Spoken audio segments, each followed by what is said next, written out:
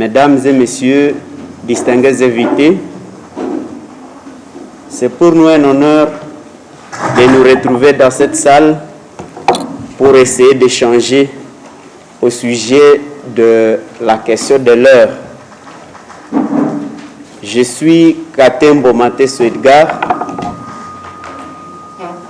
je suis assistant, mais je suis le premier vice-président de la coordination provinciale de la société civile du Nord Kivu. Il m'a été demandé de partager avec vous, avec l'Assemblée, au sujet de la résilience communautaire, renforcer la capacité des communautés du Kivu et de l'Ituri à se relever de la crise sécuritaire. Vous savez que nous sommes en guerre, et cette guerre, les experts la remontent de 1993, lorsque la province du Nord Kivu a connu la période sanglante de la guerre. Et déjà entre 1991 et 1993, il y a les communautés autochtones de la province du Nord Kivu avec les communautés à provenance du Rwanda. Ici, nous sommes dans la localité de Ntoto, en groupement de Waloa Uruba, dans le secteur de Wanyanga, en territoire de Walikale. Ces communautés étaient en train de se disputer de l'opé des terres. Et en mars 1993, les combats sanglants ont commencé. Et dès lors, nous sommes entrés dans une phase de la guerre, parce que déjà en 1994, c'était l'arrivée des FDLR. Malheureusement, le régime de Mobutu avait commis l'erreur de les accueillir sans les désarmer. C'était des combattants armés qui venaient du Rwanda. Avec la négociation, la recommandation de la communauté internationale, on a dû accueillir les FDLR en 1994 sans les désarmer. Et jusqu'à aujourd'hui, ils n'ont jamais été désarmés. Nous sommes à environ 30 ans. Ils sont au pays, ils sont venus avec leur famille, ils ont eu des enfants. Curieusement, ce groupe a eu des ramifications avec d'autres groupes existants, notamment dans la partie nord, où il y avait déjà les ADF qui étaient presque à parfaite collaboration avec la communauté locale, mais en opposition avec le régime ougandais. Et vous vous rappellerez qu'à l'époque, il y avait les ADF, il y avait également les NALU, qui avaient déjà fait une sorte de coalition, si bien qu'on pouvait les appeler les ADF NALU, croyant que c'est une même chose, croyant que c'est une même réalité. Et donc, on peut dire qu'à 30 ans de guerre, les tissus économiques, les tissus socio-économiques s'est complètement désagrégé. D'où notre interrogation. Une résilience communautaire est-elle encore possible? Comment renforcer la capacité des communautés du Kivu et de l'Ituri à se relever de cette crise qui a longtemps duré? Vous trouverez que même parmi nous ici, il y a certaines personnes qui sont nées pendant la période de crise, pendant la période de guerre, et finalement, avec eux, nous sommes en train de combattre cette guerre. Et peut-être qu'ils vieilliront, peut-être pendant que nous serons encore sous cette guerre. Est-ce que c'est encore possible de sauver la situation? Voilà pourquoi, pour cette présentation, j'ai prévu 4 points de réflexion. Le premier point, c'est une question. Qu'est-ce que la résilience? qu'est-ce que la résilience? Le professeur recteur a donné une définition claire et synthétique. On va encore y revenir. La deuxième question que nous allons nous poser, quelle est la nature du conflit auquel nous faisons face? La troisième question est sociale. Quelle stratégie a mis en place l'ennemi pour pérenniser la guerre? Et la quatrième question, c'est celle de savoir quelle analyse situationnelle devons-nous y apporter pour une résilience communautaire réussie. Alors, on peut passer directement à la première question, qu'est-ce que la résilience? Ici, il faut noter que la résilience désigne originellement la résistance des matériaux au choc, le fait de rebondir. Et les latinistes disent resilientia, de résilience. Définition ensuite étendue à la capacité d'un corps, d'un organisme, d'une espèce, d'un système, d'une structure à surmonter une altération de son environnement. Vous avez été sous un choc et puis vous trouvez des mécanismes pour surmonter ce choc et vous reconstituez comme avant ou mieux qu'avant. Ici donc, la résilience communautaire, qu'on peut aussi appeler résilience collective, c'est la capacité d'une communauté de continuer à vivre, à fonctionner, à se développer et à s'épanouir après un traumatisme ou une catastrophe. Une communauté résiliente est un groupement de personnes structurées et organisées pour s'adapter rapidement au changement, surmonter le traumatisme tout en maintenant sa cohésion et des relations ouvertes avec le reste du monde. Elle s'efforce d'améliorer son quotidien en tissant à nouveau les liens sociaux, en misant davantage sur la solidarité. Et si nous ne sommes pas capables de ça, à ce moment-là, nous ne serons pas une communauté résiliente. Nous avons connu beaucoup de chocs, connu beaucoup de traumatismes à cause des guerres à répétition et qui ont longtemps duré. Mais est-ce que nous sommes capables de nous reconstituer, de nous reconstruire si jamais nous sortions de cette guerre? Et c'est là que vient la question, quelle est la nature de ces conflits que nous sommes en train de subir? Parce que nous ne saurons pas sortir de ces conflits si nous n'arrivons pas à identifier la nature de ce conflit. Les conflits dans les provinces de l'Est de la République démocratique du Congo, et à l'occurrence le Nord Kivu et l'Ituri, sont victimes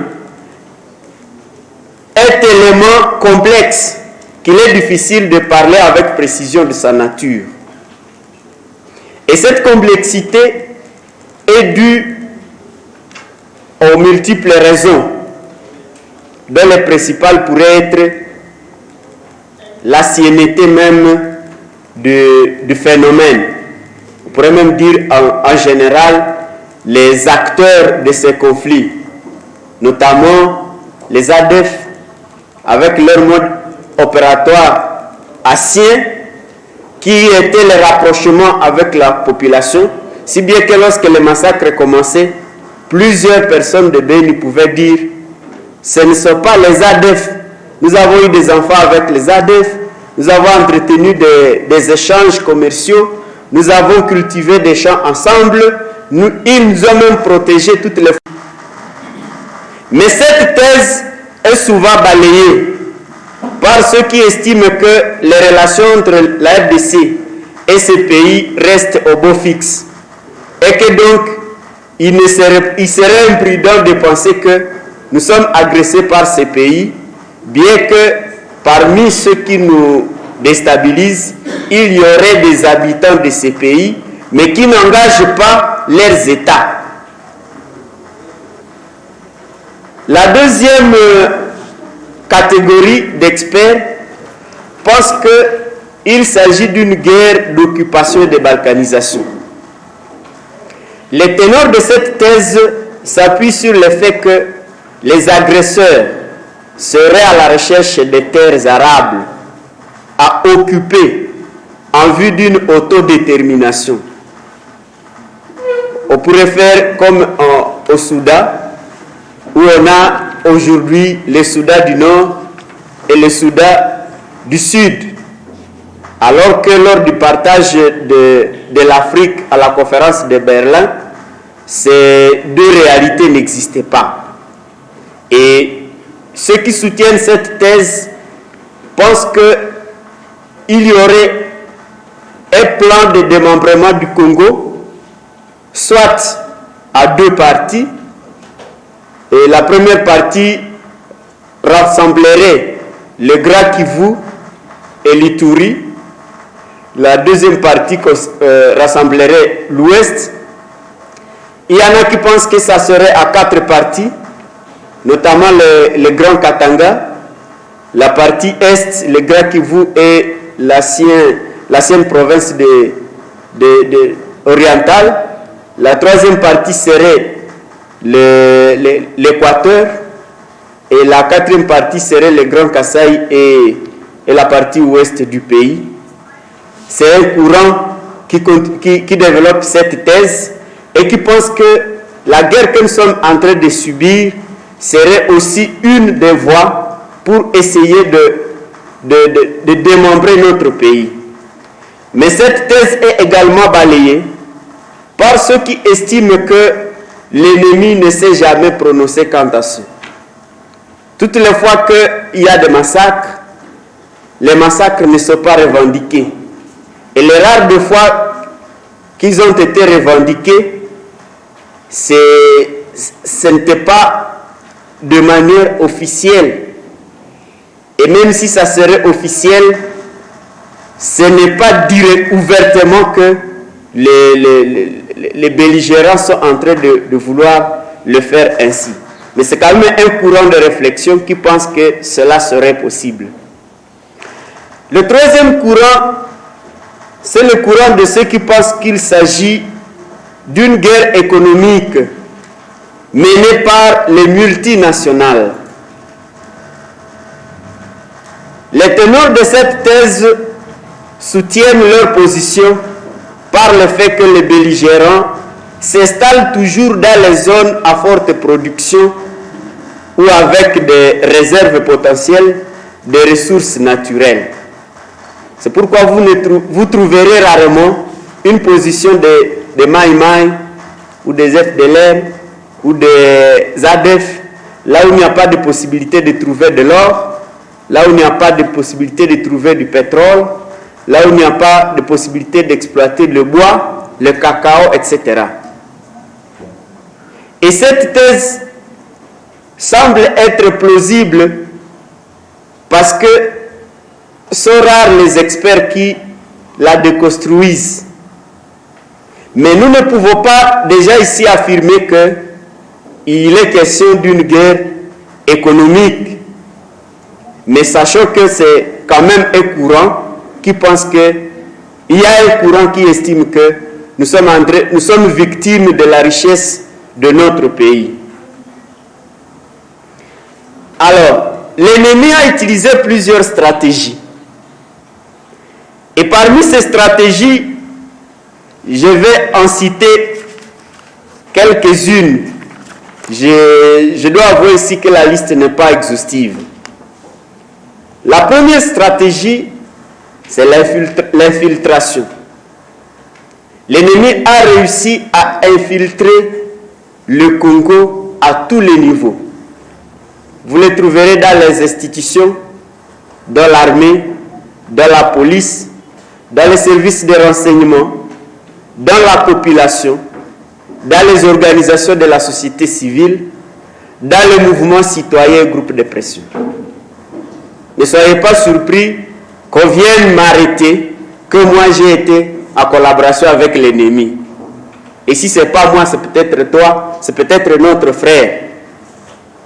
Plusieurs fois, nous avons été dans des réunions où les mesures que nous avons prises, nous étions surpris d'apprendre que les mesures ont basculé dans l'autre camp. Certains d'entre nous ont reçu des messages de menaces ou des appels de menaces pendant qu'ils étaient en train de tenir même la réunion, ou aussitôt ils ont fini à intervenir dans un atelier comme celui-ci, ou bien dans une réunion restreinte. Vous recevez des messages de menaces que vous avez tenu des propos contre telle structure, contre tel mouvement. Donc, nous sommes infiltrés jusqu'au dernier niveau. Vous avez appris lorsque le général Chirimwami est passé par Butembo la dernière fois, il a dit que les ADF s'organiseraient à partir de Butembo. C'est pourquoi Butembo n'est pas déstabilisé.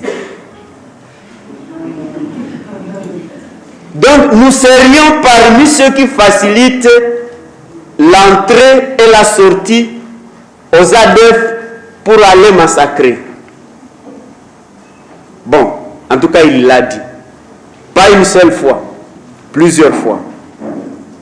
Et parfois même les services de sécurité ont réussi à attraper certains des collaborateurs ou même les ADF à partir de Butembo, ou à les filant à partir de Butembo, on va les arrêter à Karuruma, à Kasindi, à Beni ou à Oich à partir de Butembo.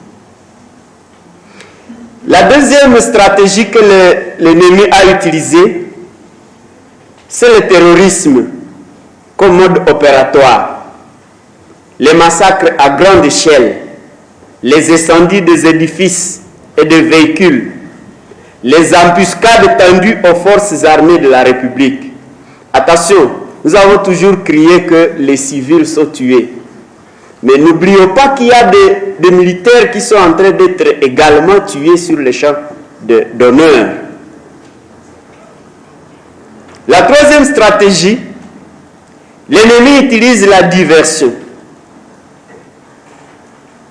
Et ici, il mise beaucoup sur la communication. C'est pourquoi vous trouverez, surtout dans les réseaux sociaux et parfois dans les médias traditionnels, des gens qui véhiculent des messages dont ils ne connaissent pas les auteurs. Il est toujours conseillé, quand vous intervenez dans les réseaux sociaux, de signer votre message. Mais parfois les gens ne font que transférer les messages sans connaître l'auteur de ces messages. Vous pouvez l'avoir reçu d'un ADF et vous les répercutez. Et dans cette façon de communiquer, parfois ils nous incriminent. C'est pourquoi on parlera par exemple de la guerre de l'islam, par exemple. On parlera par exemple de chefs coutumiers locaux. On parlera de leaders politiques locaux. On parlera de... beaucoup de stratégies de diversion. Et souvent, quand nous y croyons, nous nous trompons. Il y a l'activisme de plusieurs groupes armés à des endroits différents.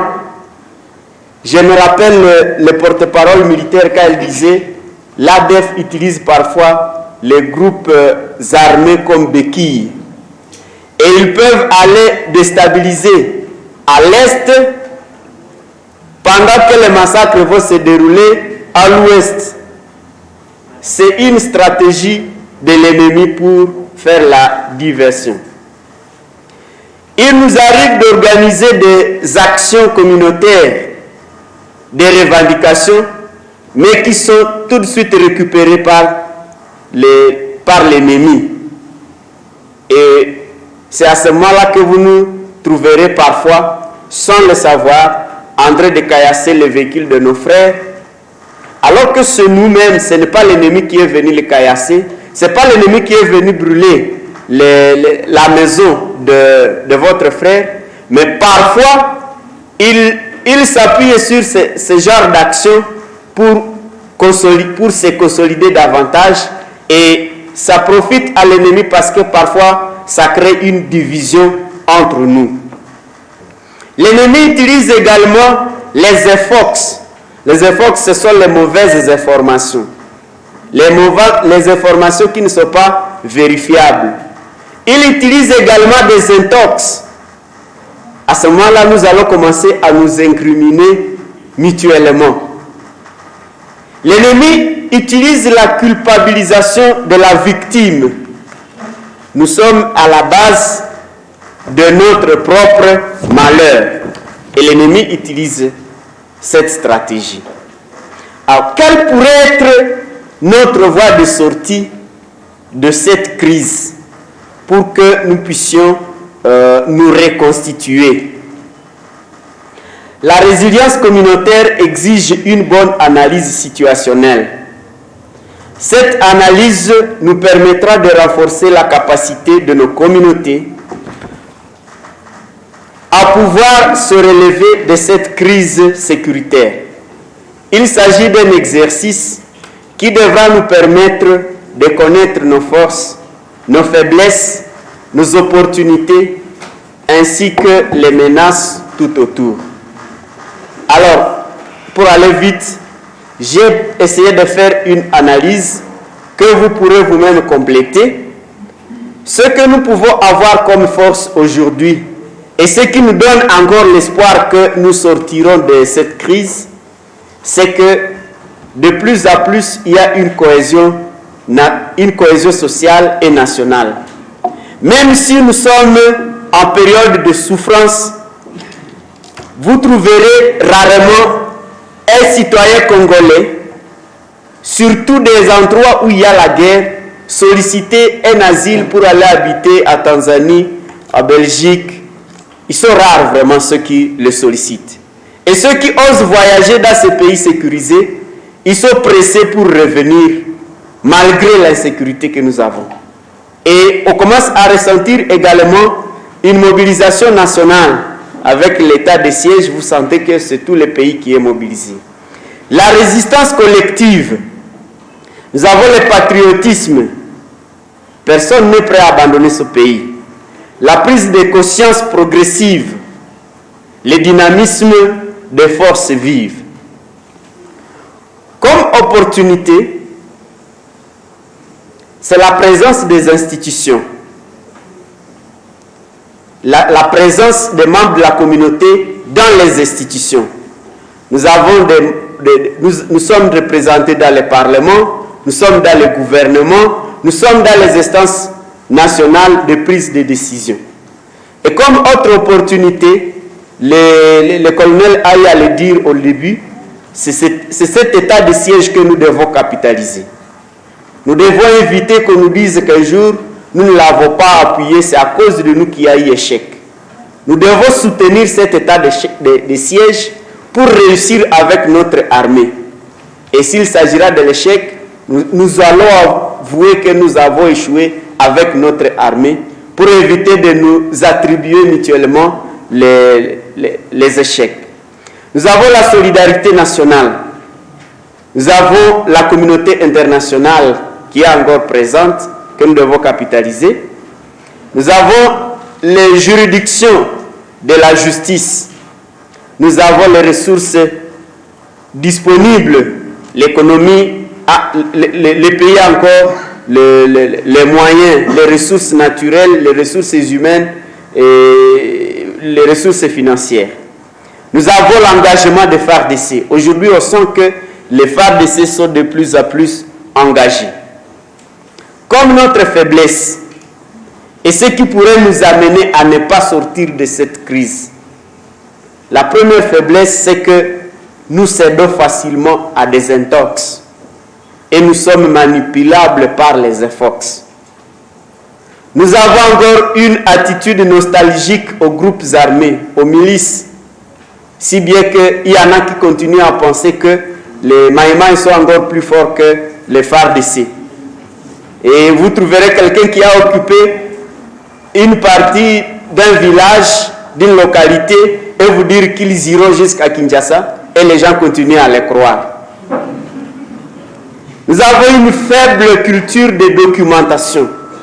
Quelqu'un disait que si vous voulez cacher quelque chose aux Congolais, il faut le mettre par écrit. Et nous savons seulement beaucoup parler, mais nous écrivons trop peu.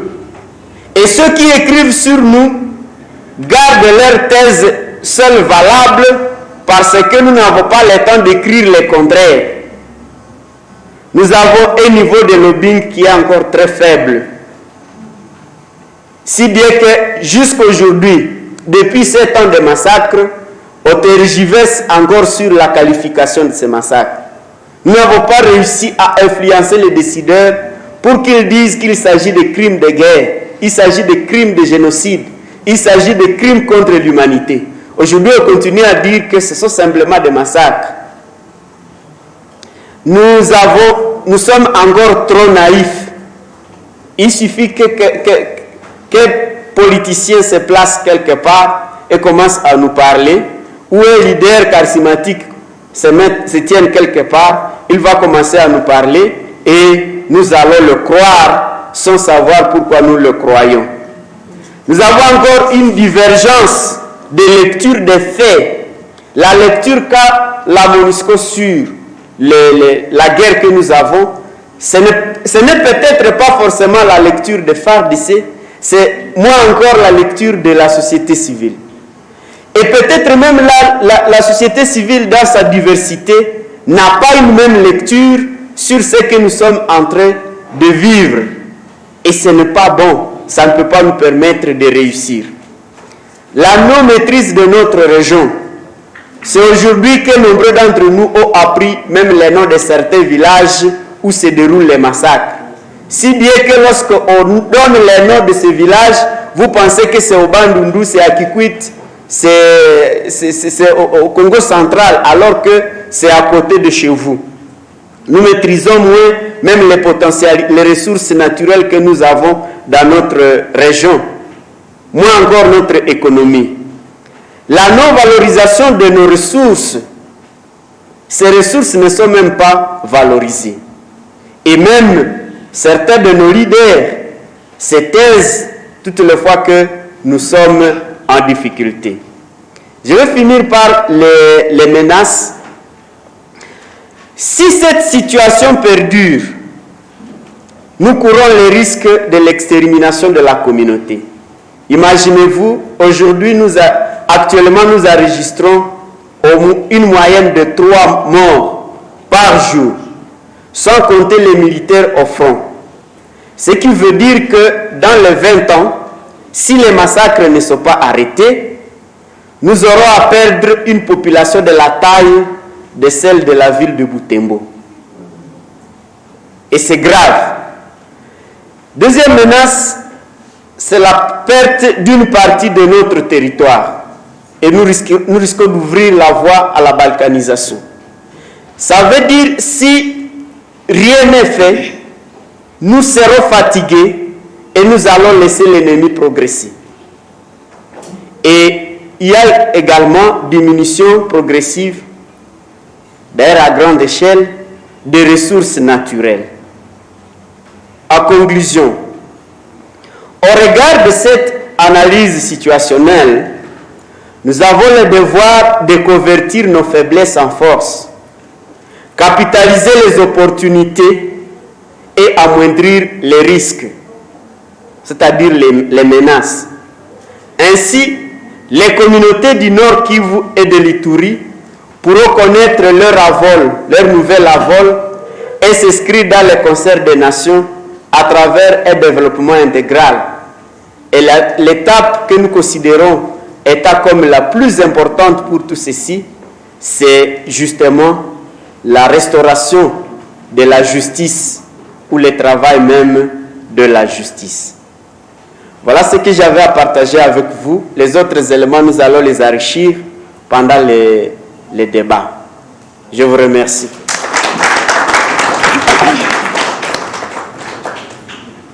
Nous remercions